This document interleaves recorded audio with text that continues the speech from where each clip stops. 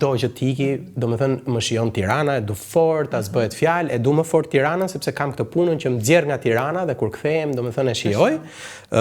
Edhe jo, nuk kam një vend I shijoj të gjitha, të them drejtën, s'kam asnjë vend ku unë shkoj, o boboç më gjeti që do shkoj ke ky vend, ja kupto? Pastaj kam ca hotelet preferuara ku më del, domethënë në një ditë të lodhshme, ndërroj t'jem te hoteli filan apo probleme reklame kene fare, tregoj. Do listoj këtu Hotel Mangalemin, e Tomit edhe Valterit famshëm edhe të gocave të shtëpisë që janë të mrekullueshme, domethënë në Berat, që është hotel le të themi nga të parët që është filluar aty, që kur nuk ka pretenduar që t'jetë hoteli Tangërllikut edhe I shitjes mëndve, po që ka qenë hoteli në pikë të pari mikpritjes, edhe gjithashtu familja e mban? S'gjej një fjalë shqiptare për këtë, cozy, unë kohët e fundit kam gjetë cozy, më vjen shumë rehati gjithashtu nuk është I komoditetit, sikur të uli në pambuk. Edhe ti shkon aty dhe praktikisht ti dorëzohesh në duart e atyre nga momenti që ti hyn brenda dhe deri ke momenti që ti ikën, ky është një nga këto vendet që për shembull them, tishat ke Tomi, ke Valteri tani për shembull, etj. Kërkoj falje, më lejo, këta s'kan nevojë për kështu, po kem rizizanave gjithmonë shkoj me shumë qef, jo vetëm për komoditetin, jo vetëm për ushqimin, po për gjithë atë atmosferën dhe energjinë që unë gjej aty, jo nga Altin Prenga, që është I pa korrigjueshëm edhe I pa ndalueshëm, po nga energjia që unë gjej nga ato gocat dhe çunat që janë aty vërdall, që më mrekullon, ma bën mishin me kokra, nga gjitha I komuniteti përreth, nuk ka goca si të zonës Fishtës që megjithse të lindura në fshat, prap vinë edhe nuk kanë as më të voglin kompleks në raport me këtë. A kupto se për fat keq neve në Shqipëri, për fat keq për 100 arsye të këqija, u kompleksuam sepse ishim lindur në fshat. Keq ushqyem bëri Ina Altini, duhet ta pranojmë. Dhe të gjitha vajzat atje, kjo më ka bërë përshtypje edhe mua. Mes të tjerë është Altini, patjetër ka plot, ka plot goca çuna në gjithë Shqipërinë që po punojnë fort edhe që kanë kalu këtë kompleksin e të lindurit apo të jetuarit në fshat. Po pritmë se në fshat në Angli dhe në Francë dhe në Zvicër jetojnë ata që janë përtej mesatarës. Përcaktojnë jetën e qyteteve. Ku jemi këtu? Këtu duhet jemi në Berat, mendoj, duhet jetë kupola e të qesa halvetive të Beratit, që është shumë interesante gjithashtu, ka këto përveç. Berati është jashtëzakonshëm. Berati nuk ka promovimin e dur, për shqiptarët them, për tuajt e ka, sepse ata vjen vetë zbulojnë. Për shqiptarët më ka bërë shumë përshtypje. Nuk është treguar. Unë e kam ndier hershëm dhe këtë kam thënë, si se pati një kadare Berati. Po mirë kadare se pati, po një Mirela Kumbaro të paktën ta kishte siç e kishte Gjirokastra në kuptimin e bërjes promovimit. Shumë do t'i vi Berati tashmë për atë që I takon audiencës huaj, nuk ja çaj më hallin, Berati është. Ata e kanë zgjedhur. Zgjedhët parë kanë apo kanë Gjirokastrën? Kë kanë zgjedhur? Për mendimin tim në raport dhe me aeroportin dhe logjistikisht Berati është I parë, jo për nga se këtë lëshe këtë marrësh mes Beratit e Gjirokastrës, po mua më rezulton që është më komod në raport me aeroportin, me plazhin e tjerë. Po, patjetër që Gjirokastra është pesh po aq e rënd edhe eksperiencë po aq e fortë. Preferuar apo kishe vetëm tonë? Berate? Po. Gjithë janë shumë të mirë, Jo në Berat, po kudo, në Shkodër, po dush ti unë them, vazhdoj të them në Shkodër. Po, Hotel Tradita I Shkodrës. Edhe Gjoni edhe Monda që janë aq mikpritës të mirë, po aq rrëfimtar të mirë, po aq ç'a them. Më lejo ta shtoj edhe një, se këto të tre unë I marr, duke qenë se janë ke brezi I veteranëve të hotelerisë shqiptare, edhe Drago Kalemi I Gjirokastrës, që mendoj është bërë model për fillimin e hotelerisë dhe të mikpritjes në Gjirokastër. Kuptoj domethënë që ka konvertuar site ndërtesa historike me aq kujdes për detajn, me aq kujdes që t'i sjellin në vitet 2000, që t'i bëj këto moderne dhe të rehatshme, të komode, por duke I ruajt historinë edhe që ti të ndjesh që se jam akoma në Gjirokastër, nuk kam shku as në Dubai, as në Shumë të mirë. Pa I ka disa tani, më duket I tretë. Qofse s'gabojm, Drago është aktualisht është ke projekti I tretë. Super. Edhe po një shtëpi gjithmonë e restauruar, gjithmonë më lezetshëm, gjithmonë më bukur etj. Modele fantastik. Në Vlorë aktualisht, nëse më lejon, po dush, më lejon përmend Marina Bay, I cili I përket një game, le të themi, tjetër konsumatori, edhe që është shumë I rëndësishëm, flitet kaq shumë për këtë vizitorin elitar, Në këtë rast do t'i qasem me vizitorit elitar për asaj që i përket financës, okay? Se elitar mund t'jesh edhe pa harxuar shumë para, po duke sjell që ti nuk sjell në Shqipëri para, po ti sjell një trend. Edhe ke plot pedagog, profesor që janë më modest ke pjesa financiare, po që janë shumë të rëndësishëm ke pjesa e influencës që ata mund sjellin në audienca të rëndësishme perëndimore. Marina Bej, për atë që më takon mua, aktualisht është, le themi, një hotel luksi në standarde shumë të mira, me një ekip që punon fort, që sjell një mikpritje moderne, një logjistik moderne, një pozicion fantastik, edhe nuk e shoh këtë, edhe ndërtimin e logjistikave të kësaj natyre dhe të këtij kalibri nuk e shoh me mosbesim apo me këtë që dëgjoj se këta pushtuan vendin etj. Këta bëhen bazë për të sjell këtë vizitorin që shpesh mund të jetë Ivanka Trump, që nëse zgabohem në 2 vizitat e saj të fundit ka ndet te ky hotel. Aty ka ndenjur Ivanka Trump te Marina. Nëse zgabohem, mua kështu më rezulton. Kjo nuk është e parëndësishme. Ivanka Trump na pëlqen etj. Është influencere shumë e rëndësishme globalisht dhe ne kemi interes që kur ja hapim derën Ivanka Trumpit, ta trajtojmë me dignitetin, me kalibrin që duhet për Ivanka Trump. Unë ndjeva kur u bë Marina, ndjeva që Vlora më në fund u bë destinacion. Se Vlora nuk ishte dot. Vlora i kishte të gjitha, po njerëzit vinin dhe iknin në dërmi. Marina i mbajti. Kështu që unë gjithashtu uroj që Marina ta mbaj fort atë vendin mirë edhe të mund të zgjerohet. A më lejon edhe një tjetër në Vlorë? Patjetër. Kërkoj shumë falje. Patjetër. Hotel Picasso në Radhim. Ja, se di. Hotel Picasso në Radhim është pronë e një zotrie dhe një zonje që janë nga Vlora, që janë arkitekt, po.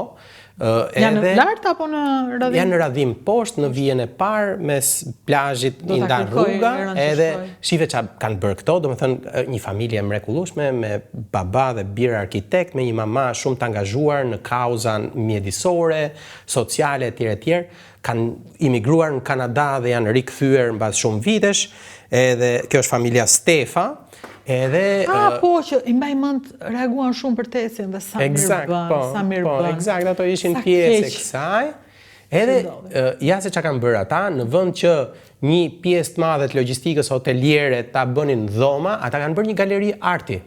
Edhe mu më pëlqejnë shumë këto projektet gjysmë të çmendura. Kuptoj që sakrifikojnë financën edhe ti di ku të shkosh, se ti s'di ku të shkosh, sepse nuk mjafton hoteleria dhe plazhet e ushqimi. Kështu që më vjen turp që s'pas kam qenë. Po jo se s'mjafton, po e pasuron, domethënë edhe unë mendoj që audienca duhet edukuar se kushdo prind i pasur apo i varfër, i edukuar apo i pa edukuar, do që fëmijët e vet të konsumojnë më shumë art, më shumë histori, më shumë natyrë etj. Kush nuk e do këtë? Kush nuk e do këtë? Nuk mendoj që ekziston, kështu që këto detaje të kësaj natyre dhe këto iniciativa janë ato që e bëjnë një komb gjithmonë më të mirë. Kuptohet, absolutisht i përshëndes dhe i përqafoj fort. Çfarë mrekullie me këto ushqimet tona. Po tek ushqimet, ku të pëlqen më shumë, do të thënë, cilat janë vendet ku ndihesh më? Okej, le të rrim Vlorë, atëherë me që kemi kështu, le të rrim Vlorë, kupton, shife, ka ajo që i përket restoranteve, për atë që i përket larmisë edhe cilësisë shërbimit, unë mendoj që me Tiranën dhe Durrësin nuk është e lehtë që një zonë tjetër të bëj konkurrencë. Për atë që është traumatike pothuajse në thonjza për një vizitor që vjen nga jashtë, a kuptohesh, kjo zona e Fishtës edhe këto të famshmit që s'po ja përmend më emrin se do thonë ç'a keme këta, edhe shumë mirë që na kanë edhe në Tiranë edhe se ke idenë sa. Vjen në Tiranë shumë tuaj, vjen për shembull? Këtu te projekti i ri, ajo u hap në Krishtlindje, edhe aty ka plot huaj, un jam çun lagje aty dhe kaloj gjithkohon etj, jam çun shtëpi gjithashtu me ato, jam shok, edhe jam kurioz, as nuk kam dyshim që do kemi kështu nga këto radhat kilometrike fenomenale, tash që fillon sezoni, që duhet të shpërthej diku mas pashkve, besoj, edhe patjetër. Pastaj, në qoftë se ti më lejon, më le të kthehem në Vlorë, edhe un kam pas rastin në 2 raste që të punoj për media tuaja, ka qenë Arte TV, për shkakun që ka një emision që i thon Cuisine du Terroir. Erdhi kjo producentja nga Berlini, këta merreshin vetëm ekskluzivisht arte, i kishte i pagohen që të bëjnë vetëm këtë emision, që është ushqim, le të themi, kuzhina e tokës. Edhe unë shëtita, po të them, të betohem, Shqipëri si kemi rënë në formë 8 rreth e qark dhe i kam tregu aq shumë opsione, shumë të mira etj etj, kësaj ngeli mendja te Sofo dhe dhurata Daupaj nga tragjasi i vjetër, tragjasi i rënuar sipër që ti e njeh, edhe ata janë barinj, Sofo ka qenë bari, brez mbas brezi, ka bërë këtë jetën e famshme etj etj. Edhe producentes gjermane, aty ngeli mendja. E njëjta gjë më ka ndodhur me Financial Times, me The Guardian, domethënë janë 3-4 raste që mes të tjerash unë i kam tregu shumë gjëra, Sofo dhe dhurata për atë mënyrën e jetesës që është kaq afër asaj që i thon i qëndrueshëm, sustainable, a kuptoj që është me çfarë t'jep sezoni, çfarë t'jep toka, çfarë t'jep natyra, Sofo me atë urtësinë, thjeshtësinë, mençurinë e një çfarë të them, a kuptoj, s'di si t'ia vë emrin, po një mrekulli me atë fyllin që ai e luan në fund të një vakti në darkat,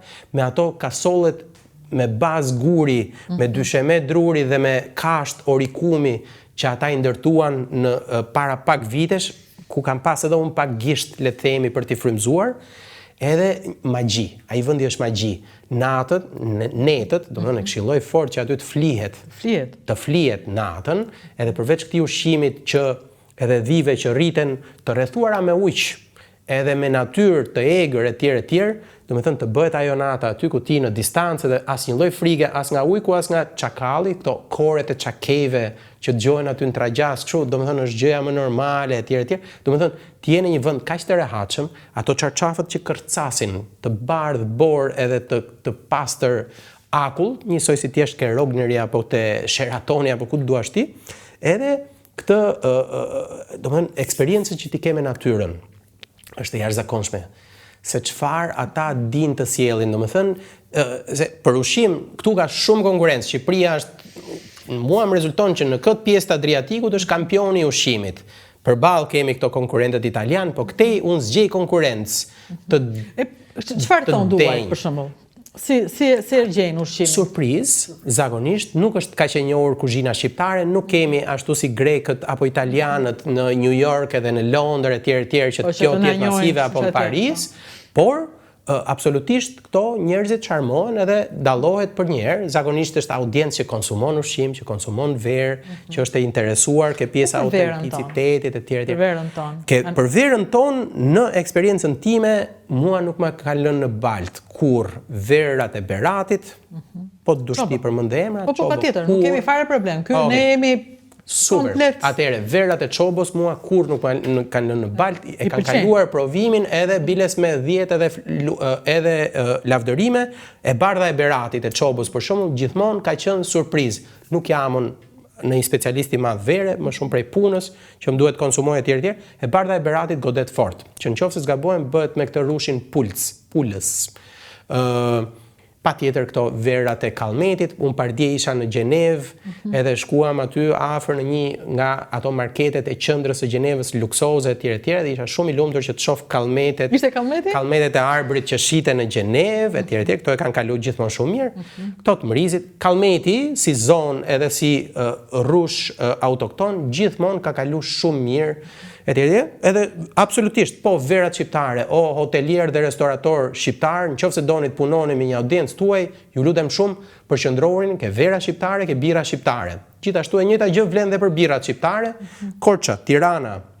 Pastaj këto birat e reja që kanë dalë, që janë artizanale, Pani, për shembull, Pani kalon shumë mirë. Ç'ka bira? Është një birë e re, ju e keni këtu fqinj me studiot, kanë edhe, domethënë, është një projekt që po ngrihet, janë 4-5 zotrinj që kanë bërë dhe ata puzzle-in e vet dhe secili sjell atë know-how-n e vet te ky projekt, edhe është një birë e re shqiptare me 4-5 le të themi zgjedhje që vjen zakonisht në shishe, edhe që është një birë që e kalon shumë mirë provimin, bira e gjyshit, kërkoj falje që si përmend gjithë, po absolutisht po, ukën e famshëm, më lejo të rikthehem ke verrat, absolutisht gjithmonë me ukën kemi kalu shumë mirë. Ku jemi këtu? Patjetër në Urellarët, patjetër këto. Ky është në Leskovik, edhe është Shelegur, i themi kësaj zonës, është një liçen i vogël, është artificial, edhe ky është Gent Shkullaku, që e përmendëm pak më parë, është një udhëtim i para 2 viteve,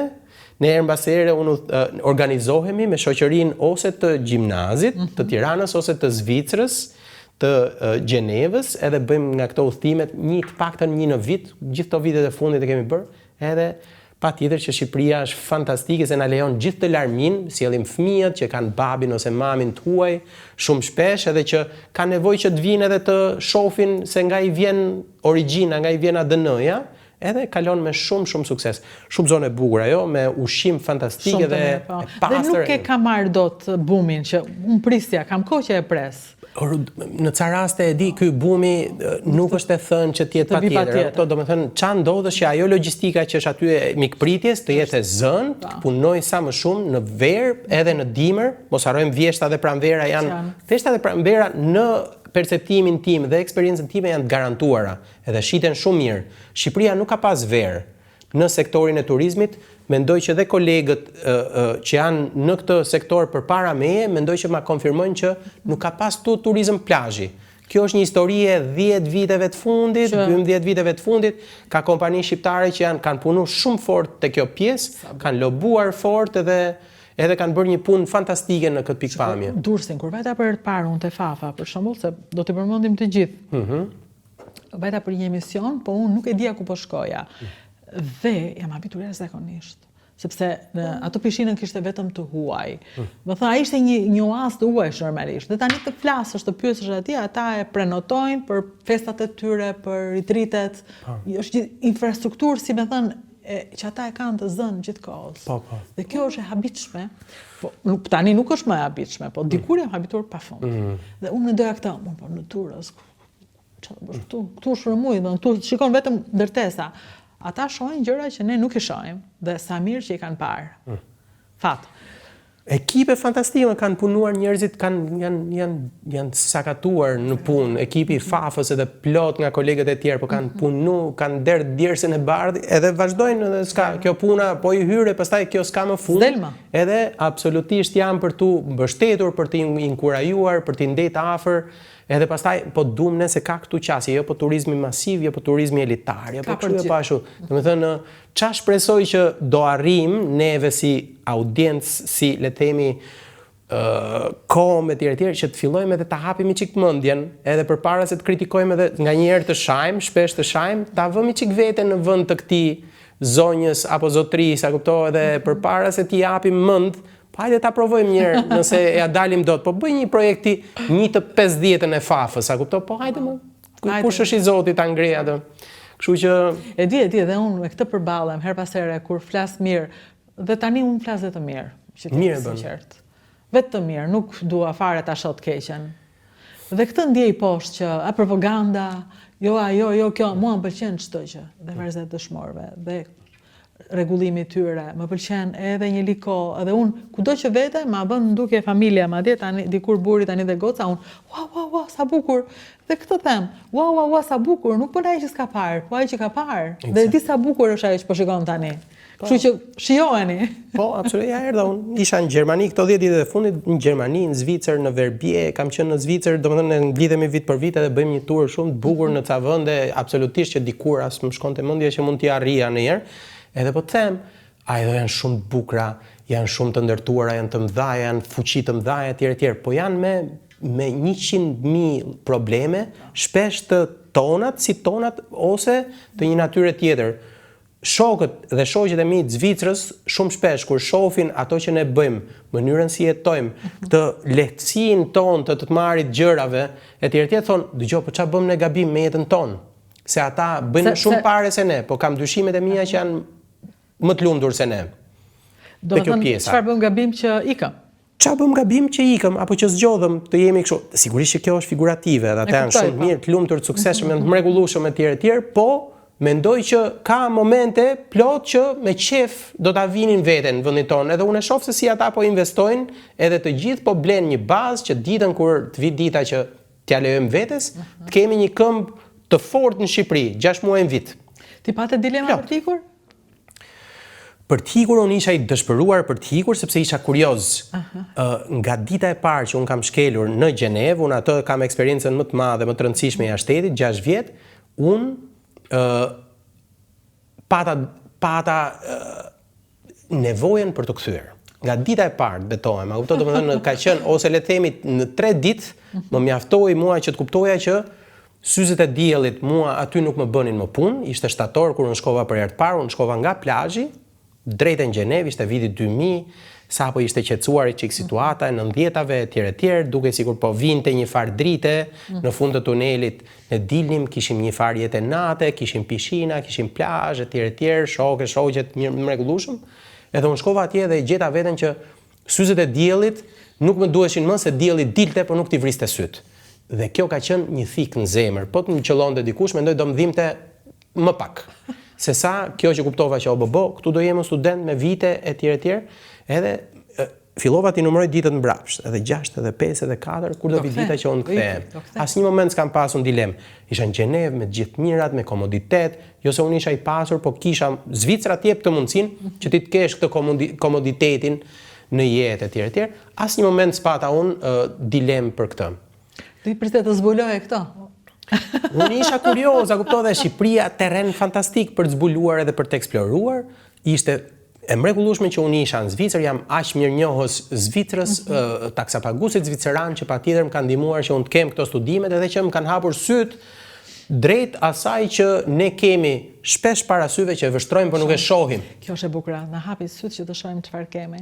Po, ne i vështrojmë gjërat dhe nuk i shohim. Unë kam lindur në Vlorë, për shembull, dhe unë Vlorën e kam rizbuluar kohë më pas martesa.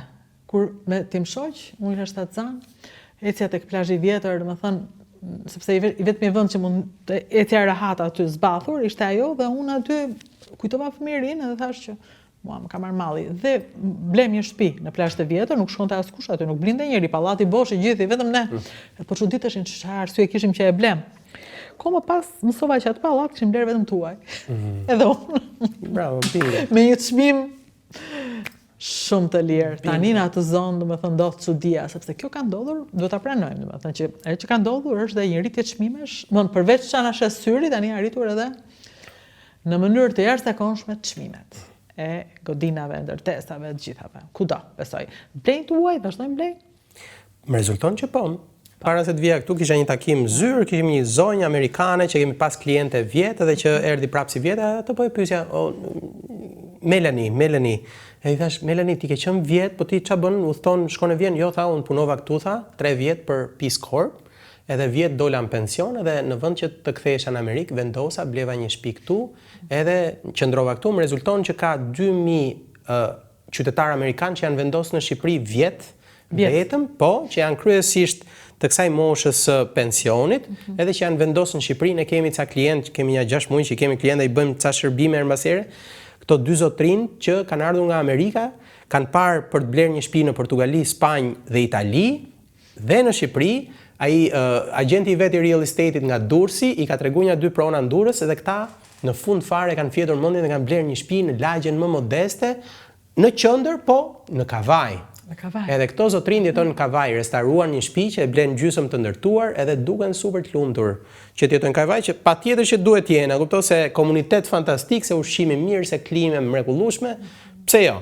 Domethënë komunitetet amerikane janë kryesisht në Durrës, Tiranë, të njerëzve që kanë vendosur të rinë. Unë kam koleg pune faktikisht, ajo është e re, edhe është aktive dhe punon te turizmi luksit, edhe ajo është e vendosur në Vlorë. Në Vlorë. Për shembull, po, në Sarandë, njoh njerëz në Korç. Fola me dikën në Vlorë para disa javësh, ajo po ikte ndërkohë dhe tha me italiane, domethënë dhe tha, po presin aeroportin të gjithë, sepse aeroporti do ndryshoj komplet perspektivën e qytetit, e pronave. Këtu mos bli pa mbaruar aeroporti. Dhe ata flasin me një ton që ne na duket se ne kemi këtë problemin propagandë ose kritik. E ndajmë kështu, me Ramën pro Ramës. Harojmë fare, është me Shqipërinë kundër Shqipërisë. Eksakt. S'ka lidhje fare. Po, në shumë raste.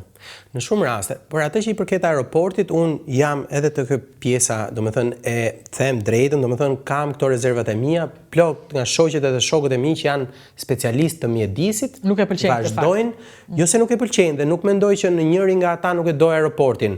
Ç'a ndodhi ishte që mbase Shqipërisë taksa paguesit buxhetit shqiptar do t'i duhet bënte një sakrificë dhe ta spostonte pak gjurmën jashtë zonës mbrojtur. Nuk mendoj që thot njëri ne s'duam aeroport. Por jo aty. Ajo kundërshtia bie në raport me pozicionin, por nga ana tjetër, po shok dhe shoqe specialistë mjedisi nga Vlora thonë gjithashtu që dëgjoj, unë këtë kam nevojë që ta kem për qytetin tim, se kjo do sjelli punësim, se do sjelli të ardhura, se do sjelli vëmendje, se shumë shpesh kjo puna e turizmit edhe e këtyre logjistikave nuk është vetëm e natyrës ekonomike. Ne duhet mos të harrojmë se çfarë ndihme dhe çfarë mekanizmi është shndërru turizmi në atë që na përket ne si për t'u integruar. Ne kemi qenë të panjohur ose të keq njohur, kaq shumë dhe akush turizmi që po na kthen. Unë isha në Shqipëri, erdha në Shqipëri në një vizitë të zakonshme në një vend në Austri, ata tha, duhet të marrësh këtë, nuk është tani ajo, thash në Shqipëri me pushime, e tha në mënyrë më natyrale. Exact. Dhe gëzimi im i njeriu që dikur i thoshte italianëve, po pse, thosha unë, përse ju vetëm nuk flisni për ne? Po nuk e kuptoja vërtet. Qartë. Nuk i interesoni. Kur flisnin për ne, kur kam qenë student Zvicër, flisnin sepse u kap një trafikant, sepse rrafi gruan filani në filan vend, se këta janë të pagdhëndur, të paqytetruar etj.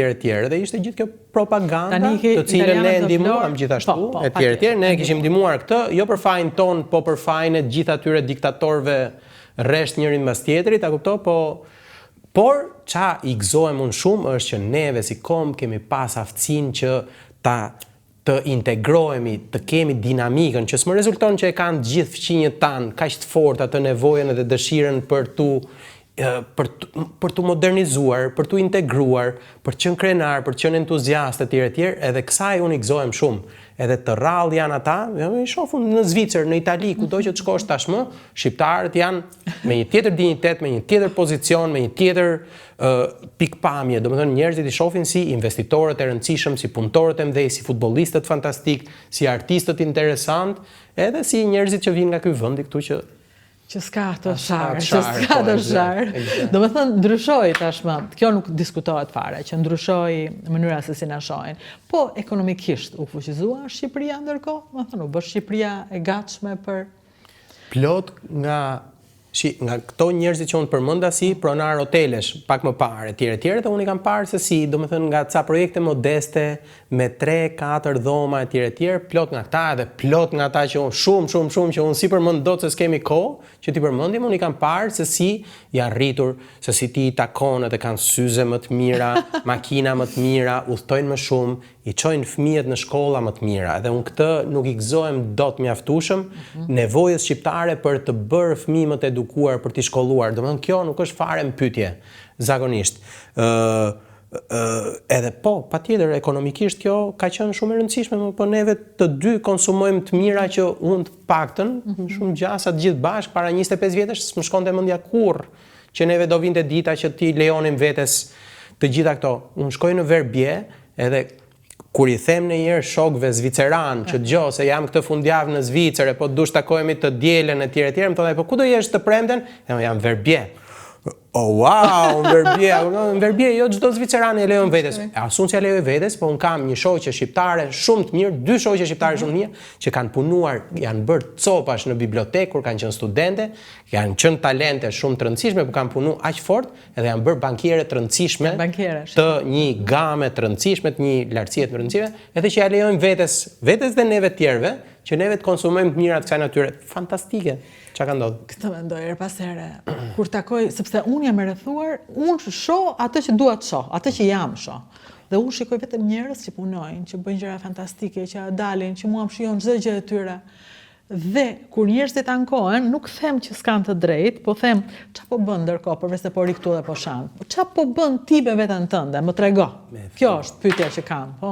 Po kjo. Këtë pyesësh më përpara. Ti veç po bën me veten tënde, sepse vërtet është ideja, s'ka mundësi. Ja, para pak po më thoshte njëri po ankoj për vajzën, tha, nuk i japin mundësi, tha, nuk e dëgjojnë, tha, nuk i kushtojnë vëmendje. Dhe i thash unë, ajo ç'a qëllimi ka në jetë?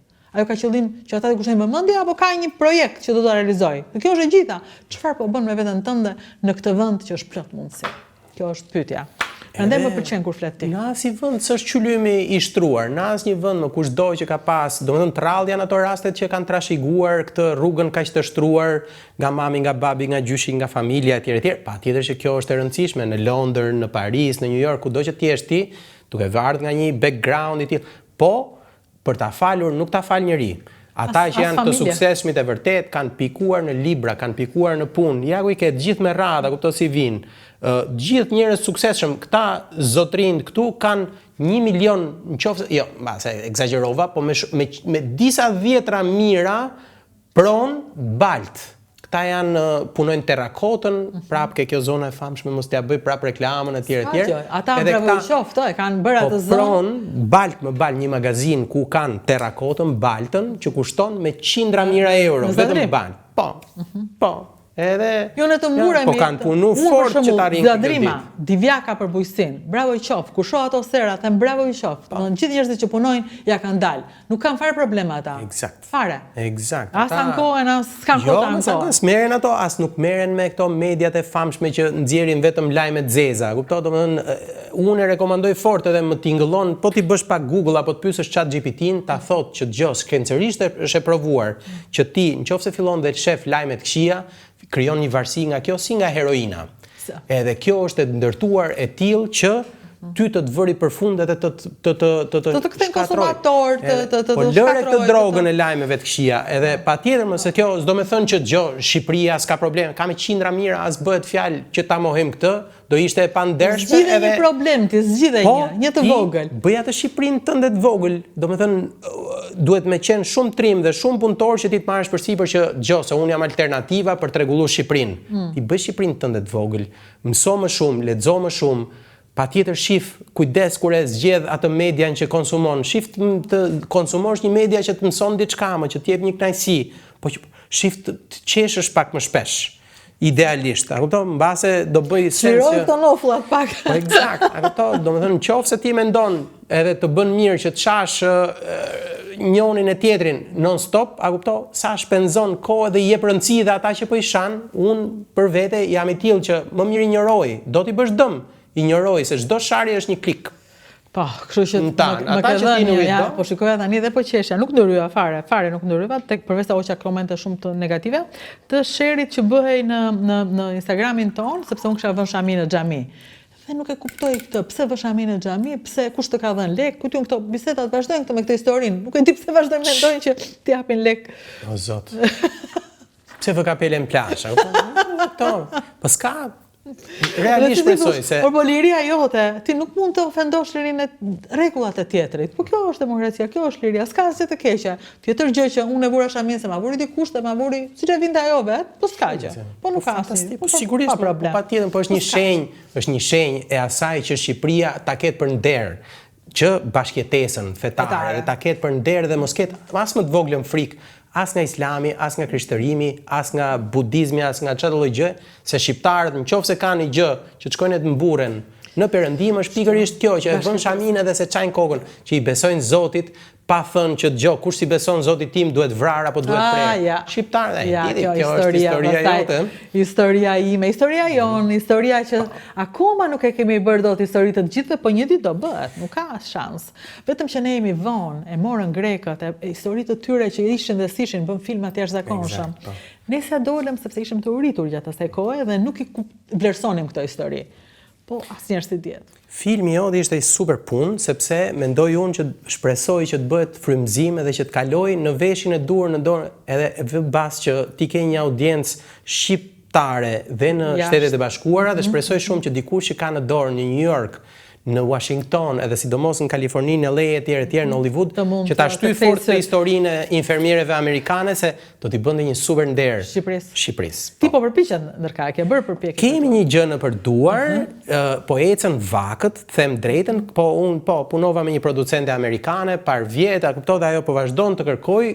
Lajmi i fundit është që ajo ka gjetur një aktore nga Australia e cila mund të shtyjë përpara që të gjendet mënyra për produksion, po ta kam thënë që kjo është çuar në veshin e Coppolës, e Francis Ford Coppolës, dhe ai e ka lexuar skenarin dhe historinë e çupkave amerikane që bie në Shqipëri, edhe ka thënë që kjo është histori shumë e bukur, por është histori çupkash. Edhe unë bëj histori çunash. Unë po shpresoja që mbasi ja kalon Sofis të bijës që mbase, por na duhet një emër i mirë, i rëndësishëm që ta shtyj para. Sepse jemi në atë fazë tani që kemi nevojë që kjo historia jon të kthehet dhe në filma. Filmat pastaj do të bënin namin, le të themi. Do bënin namin politikisht në radh parë dhe pastaj do sillnin Shqipërinë ashtu siç i ndodh Dubrovnikut apo Italisë në kush di se sa qindra e mira lokacione, që Shqipëria të futet në atë turizmin që i thon sot set jetting. Jo jet set, po set jet. Do me thënë që ti kërcen në përsete filmash, edhe në për histori filmash. Po kjo e çupkave, ti e ke parë një pjesë mirë, kjo e ka edhe gjeografin, do me thënë, këto çupkat nga e keqja, i është dashur që të rinë në vende shumë të largëta edhe të thella etj, po absolutisht spektakolare të bukura, edhe gjithë historia e Kostaqit të famshëm, Stefës. Jo, ne nuk dinim çfarë të vishnim me çfarë të linim, sepse aty pastaj ai që do e marri varet çfarë do kapi, se ty të duhet ne kapëm besën, por ata do kapin diçka tjetër. Por nuk e haroj sa shumë njerëz me gëzimin që ke ti për ta bërë të njohur këtë histori që s'është jotja, nuk ka lidhje me ty drejt për drejt, më ndodhi kur ja tregova Aldo Shllakut, i cili bën muzikë filmash të rëndësishëm në Los Angeles, dhe kur i tregova që a mund ta bësh, ai këtë tha me njëherë po. Dhe unë akoma nuk e besoj se si ai vuri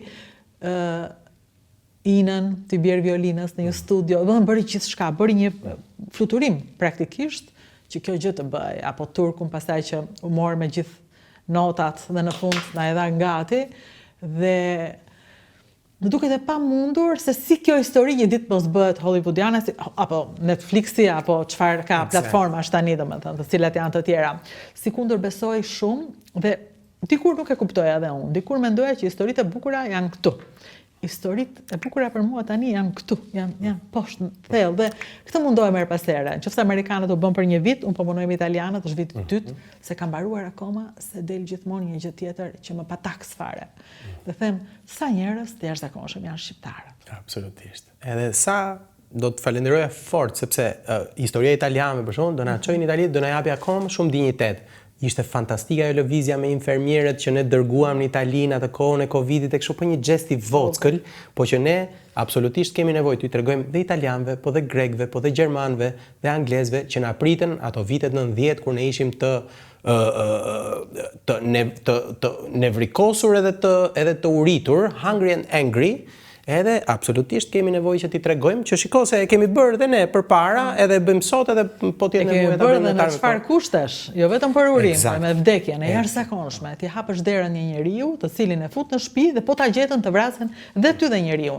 Do thënë ne kemi bërë gjëra të jashtëzakonshme. Në Vlorë jemi këtu? Këtu duhet të jemi në mbase në Kavaj. Më duken stahati, po janë. Mbase, s'jam i sigurt. Janë fotot fotove të vjetra që unë i kam, kartolina, unë mbledh gjithashtu objekte. Dhe letërsia po ndihmon tani, nuk kanë shkruar ende të huajt, por ama kanë shkruar, po shkruajnë gjithmonë më shumë vajza sidomos zëra të jashtëzakonshëm, të cilët janë futur në letërsi ndërkombëtare, domethënë i kanë të hapura dyert tashmi, është Lea, Ledia. Dhe madje Ledia kishte futur Jakuçova, sa bukur. Sa mirë që i ka lënë sa gjurmë. Dhe Ornella Vorpsi ka kohë. Tani ishte edhe një libër për hebrejt në Vlorë. Shumë i mirë. Domethënë, po futen në letërsinë ndërkombëtare historitë tona, të treguara pa komplekse. Eksakt. Kjo është një gjë që më fantastike, absolutisht. Që më gëzon edhe them kujt jetë, mbase po afron dita që që do jetë. Nuk e di çfarë lloj dite, po një ditë që unë e kam pritur, e kam ëndruar. Po diçka që ka të bëjë me njerëzit që punojnë. Unë për tani për shembull shumë në shërbim janë indian. Çfarë po ndodh me shqiptarët në tregun e punës? Do po bëhemi pjesë e botës, po marrim ato fenomenet që janë globale dhe që kanë ndodhur, ke fshi një tan grek, ke fshi një tan italian, etj. Në Kroaci, shumë mirë që po ndodh kjo. Patjetër që kjo ka. Do mos jemi të përjashtuar, domethënë? Absolutisht. Jo, mua nuk më rezulton kështu. A kupton, neve patjetër që do fillojmë të kemi atë tongërllikun ton të vogël, edhe që do t'i bëjmë bisht ca punëve avash se ja lejojmë vetes, edhe kjo është arritje, këtë duhet ta lejojmë si arritje, ta lexojmë si arritje që dëgjon, ne s'kemi më nevojë të bëjmë këto punët e rënda, dal nga dalë do bëhemi menaxher, investitor, patjetër që as i lloj kompleksi që ne jemi në kokë, edhe në krye edhe në këmbë të punëve etj, po më rezulton që kjo është Shqipëria tashmë e globalizuar që është pjesë e nevojës për të pasur krah pune, që është pjesë e mundësisë për të mos bërë ca punë që mund vendosim mos t'i bëjmë, e lexojmë si duam. Po unë nuk e shoh tragjike këtë, përkundrazi. Është fantastike që këto janë nga kontinente tjera dhe që s'janë gjithmonë evropian. Është e mrekullueshme dhe kjo dhe më rezulton që shqiptarët kanë ditë me tregu mikpritje edhe ke këto emigrantët që kanë nga Azia, nga Afrika etj. Nuk më rezulton që këtu të ketë një frymë anti-racore etj. Kjo është fantastike. Prapë edhe herë shqiptarët, paktën për momentin, shpresoj të mbetet kështu, tregojnë që neve kujt ja hapim derën, dim ta presim me dinjitet dhe me zemër të hapur. Këtë ndjeva një të diel marsi, tani kur dola, kështu përplasta me një grua, se unë them me ngjyrë vajza më korrigjon, nuk thuhet kjo, thotë, po s'ka më gjë, thashun ajo ishte me ngjyrë. Okej. Po ajo qeshte, ishte solare, e qeshur. Më thonë thash, merrti turp që s'po qeshe aq shumë. Fillova qeshe edhe unë, dhe pak më tutje këtu ke rruga po të shohësh të restorantet e peshkut plot me indian, tu pi cigare jashtë, ka si në shtëpinë vet, më thonë, me një lloj ndjeshmërie. Ndjen mirë. Shkova në një parukeri, ishte ndruar personi që lante kokën, nuk ishte një vajzë dikurshme shqiptare, ishte një turk, i cili do sillte edhe gruan që bënte thonjt, dhe dhënë rrethuar nga njerëz të huaj që punojnë, krah njerëzve që punojnë në Shqipëri. Dhe ndjeva që Tirana kishte ndryshuar kaq fort brenda kaq pak kohe dhe kishte e meritonte atë titullin Tirana città aperta. Të dikur e kishte Roma, të Felinit. Dhe ja thash çatit të gjitha të dhënat e shkrimit që po bënim dhe i thash më bëj një cover, më ka bërë një cover fantastik, do të them, nuk e kam tani, po do ta nxjerr. Që kishte një Tiranë me këto shenja tona, me sahatin, me xhamin, me grataçelat dhe gjithë njerëzit në rrugë të gjitha ngjyrave. Shumë mirë, kjo është pasuri, kjo është pasuruese. Kështu që po vjen vera ndërkohë, po vjen sezoni më saktë. Jo vera fillon tani, fillon me njerë, ka punë shumë. Po, domethënë prilli quhet, domethënë ai sezoni i lartë në eksperiencën time, Presim të vit shumë apo si jemi? Po, presim shumë. Domethënë dihen kush vjen. Po, kërkesa është e shtuar, nevoja për të ofruar më shumë shërbime, është ky meraku patjetër i konfliktit që e kemi jo aq larg sa do donim ta kishim ose mos ta kishim fare, domethënë është ky meraku me pak fat, ky konflikti i lindjes mesme mund të shndrohet në më shumë oportunitet për Shqipërinë, nëse gjërat edhe konflikti mbetet gjeografikisht aty ku është, le të shpresojmë që të zgjidhet sa më shpejt, po nëse mbetet aty ku është, patjetër që ka një mundësi që Shqipëria të marrë klient nga Egjipti, Turqia, Arabia Saudite, etj. Një pjesë e këtyre klientëve, që janë sidomos perëndimor, do ta ndalojnë vrapin këtu. Sepse s'ka më Dubai, s'ka më pikë. Jo se s'ka më, po do ta mendosh dy herë përpara se të vendosësh. A kupton? Dhe kjo përfshin edhe këto republikat e stanëve, Uzbekistan, Kazakstan, kështu që janë shumë në modë aktualisht, edhe ku shkohet shumë Gjeorgjia etj. Sepse ato tingëllojnë sikur janë shumë afër konfliktit, kjo mund të kthehet mundësi për ne. Po duket ka shenja që po kthehet në mundësi apo akoma, nuk mund të themi tani. Akoma, dhe çfarë ndodh është që ne në Shqipëri jemi destinacion shumë i rëndësishëm për vizitor nga Izraeli dhe për momentin, domethënë kjo është një pak kështu si në pezull, po izraelitët janë udhëtarët e kësaj natyre që nëse konflikti mbyllet nesër, ata pas nesër valixhin e kanë gati gjithkohon, e kanë normale, edhe sot, ne kishim një email sot në zyrë që thoshin që nga aeroporti i Tel Avivit udhtohen 10 apo 20 apo 30 fluturime në ditë. Edhe kemi tash në mars, në prill kemi vizitor nga Izraeli, kemi plot këtë vit më shumë se zakonisht, edhe ata nuk e kanë prerë.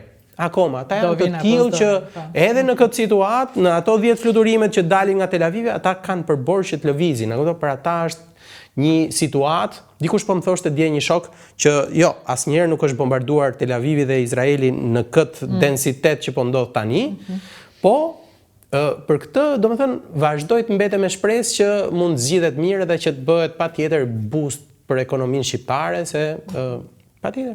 Çfarë ndodh? Nga një anë është që jam pak i merakosur për Shqipërinë që është kaq kokë këmbë në turizëm. Kjo është e pashëndetshme se ta zëm se o zot na ruaj, konflikti zgjerohet, edhe ashtu si në Covid, 30 apo 28 apo 22% e ekonomisë shqiptare e bazuar kaq fort në turizëm, Kjo është e pashëndetshme. Atëherë ti E me pak shpresë neve si kom jemi të çdërvjellit. duhet të diversifikojmë. Duhet ti Si një familje normale që diversifikohet. Eksakt, po. Mundësit. Do ta bëjmë kam përshtypjen. Ne jemi të hapur, ne do ta bëjmë. Ne strememi nga si gjë, me gjithë atë që kemi kaluar ne, atë i them gjithë, po ku kam vinin këto para 15 vjetësh këto vizitorë, thonë, si po shkoni me krizën ekonomike? Krizën çfarë? E kuptoj, ju s'keni parë krizë. E kur kam qenë në Gjenevë, unë visha nga vitet 90, nga 97, 98 e kështu, edhe ata ankoheshin sa keq, ato shokët, shoqënia, atje studentët gjerman, zviceran, italian e kështu. E thonë, e dish domethënë hall edhe të ankohesh nga gjëra, domethënë çfarë. Po, kështu që s'ka merak për këtë pjesën, se mendoj që as na tremba si gjë, ne ja dalim edhe jemi, nëse do kishte i kampionat europian mbi jetese, mendoj që ne do ishim ke ato vendet e para, se më rezulton që jemi të tillë. Ne jemi mbietus, ne jemi fantastik dhe kjo është gjëja thuaja se do të ta thot. Kjo është ajo që unë besoj. Prandaj gëzohem e shijoj bisedën me ty dhe të kam parë vetëm anglisht kur flet gjithandej. Në fakt shumë mirë, ti flet anglisht, flet çfarë gjuhësh? Unë gjuhën e parë kam pas italishten që kam mësuar, kam pas profesor të mrekullueshëm që kam mësuar italisht edhe shumë gjëra, shumë pasione tjera, edhe frëngjisht. Frëngjisht. Dhe tani ku je, turistët që vinë më shumë janë në rastin tonë ne kemi, domethënë atë kali betejës janë amerikanët dhe anglezët, hollandez, zviceran, skandinav, deri diku izraelit, po edhe deri diku tek tuk australian edhe aziatik. Ushtofshëm. Edhe hapshim mendjen që ta shijojmë vendin tonë edhe të bëjmë secili tonën. Kjo do na bëj tënden se nuk i dihet. Po, më botën tënde të vogël, e kuptoj, bëje sa më të mirë atë edhe gjithë bashkë, nëse ne bëjmë të gjithë bashkë nga një botë të vockël, e kuptoj, edhe të jemi afër me njëri tjetrin, mos t'i xhelozojmë, po t'i gëzohemi suksesit të njëri tjetrit, mendoj që bëjmë botë fantastike. Ky vend unë udhtoj modestisht pak më shumë se mesatarja e shumicës prej nesh, edhe më qellon që të lëviz në vende të tjera, po them mrekullueshme bota ka vende të bukura, të mrekullueshme tjera, po ne vendin e kemi fantastik, njerëzit kemi fantastik, vetëm i çik sa mbase duhet të udhtojmë ne pak më tepër që të kuptojmë që ore ç'a ndodh me vërtet dhe ç'a është kjo ëndra e Gjermanisë apo e Zvicrës kaq të prospere dhe ku ti shkon edhe gjen lumturinë, po s'është kaq kollaj më, s'është kaq kollaj. Kështu që kuj dihet, shiko aty ke shtëpia se mos ka fshehur gjyshin në një thesar. Po, ose merr lopatën edhe punoj atë tokën siç ka qenë ai filmi i famshëm i dikurshëm edhe shihet se thesarin, a kuptoj e ke aty në dorë. Faleminderit shumë i dashur, kënaqësi. Rrofshërut që më thirrë gjithmonë kënaqësi me fol me ty. Faleminderit. Regjistrohu tek dritare televizion dhe Rudina Xhunga, nuk do heqim dorë duke folur mirë për Shqipërinë.